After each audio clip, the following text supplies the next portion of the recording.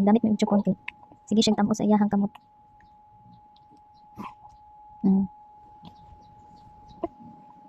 Ay, mana. Didi mana. Ang didi. No, mo.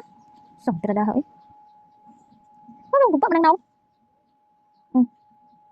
Lami mana, pisa sa kamot. Imo supsupon imo kamot. Kana lang supsupay. Ito, manday mo ha, kamot. Di ka ane. Di ka ane. Ha? Kamot imong gusto.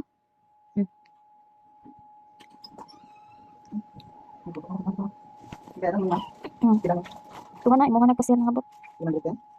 Kunta ng 2,000. Ha? Ay, pala to? 1,000. Imo nga kasir no? 700 mga kapinya, 716. Ano ito ha? 716 na. Yung gahapon siguro? Ito nang gahapon, ganyan na ito. 716? Ay! Nag-check ka? Hali na ka? Kasi kita sa kanina siguro. Sip, ito na ako? Check it, diba? Check it.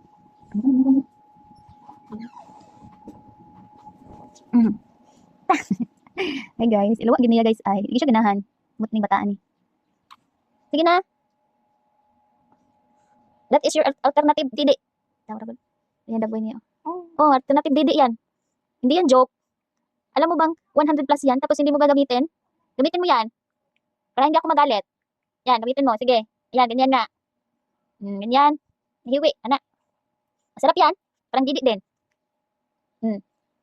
Uy, ayusin mo. Ganyan nga. Chupain mo. Agoy. Ayaw niya talaga. Gusto niya, kamay lang niya. Gusto niya, kamay lang niya. Ha?